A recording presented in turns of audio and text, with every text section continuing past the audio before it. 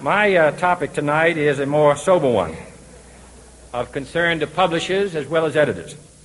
I want to talk about our common responsibilities in the face of a common danger. The events of recent weeks may have helped to illuminate that challenge for some, but the dimensions of its threat have loomed large on the horizon for many years.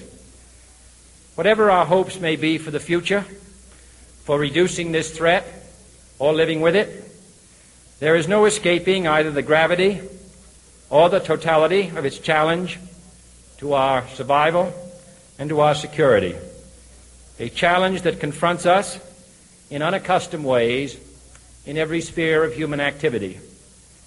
This deadly challenge imposes upon our society two requirements of direct concern, both to the press and to the President. Two requirements that may seem almost contradictory in tone, but which must be reconciled and fulfilled if we are to meet this national peril.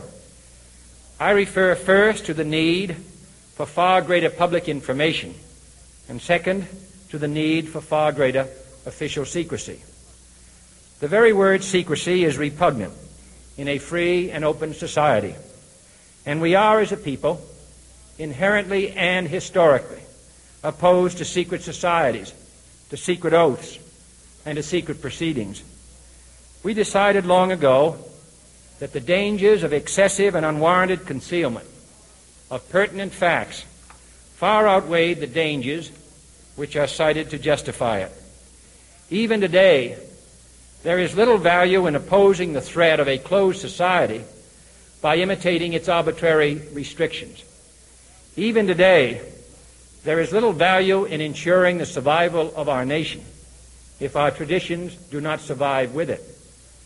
And there is very grave danger that an announced need for increased security will be seized upon by those anxious to expand its meaning to the very limits of official censorship and concealment. That I do not intend to permit to the extent that it's in my control. And no official of my administration, whether his rank is high or low, civilian or military, should interpret my words here tonight as an excuse to censor the news, to stifle dissent, to cover up our mistakes, or to withhold from the press and the public the facts they deserve to know. But I do ask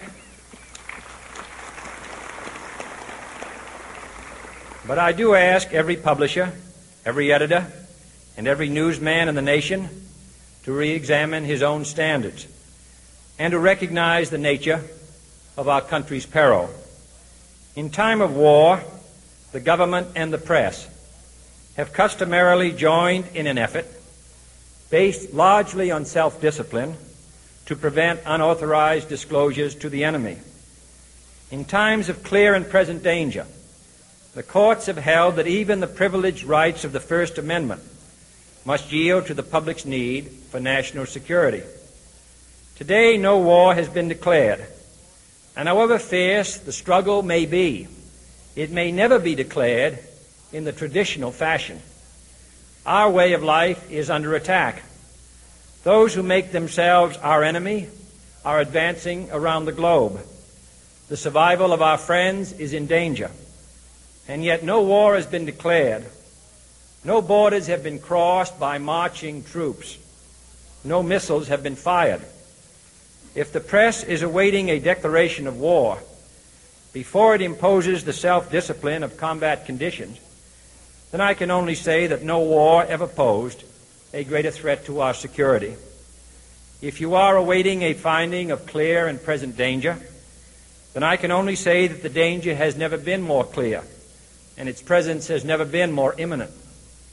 It requires a change in outlook, a change in tactics, a change in missions by the government, by the people, by every businessman or labor leader, and by every newspaper. For we are opposed around the world by a monolithic and ruthless conspiracy that relies primarily on covert means for expanding its sphere of influence, on infiltration instead of invasion, on subversion instead of elections, on intimidation instead of free choice, on guerrillas by night instead of armies by day. It is a system which has conscripted vast human and material resources into the building of a tightly knit, highly efficient machine that combines military, diplomatic, intelligence, economic, scientific, and political operations. Its preparations are concealed, not published. Its mistakes are buried, not headlined. Its dissenters are silenced, not praised. No expenditure is questioned, no rumor is printed, no secret is revealed. It conducts the Cold War, in short, with a wartime discipline no democracy would ever hope or wish to make. And so it is to the printing press, to the recorder of man's deeds, the keeper of his conscience, the courier of his news, that we look for strength and assistance, confident that with your help, man will be what he was born to be, free and independent.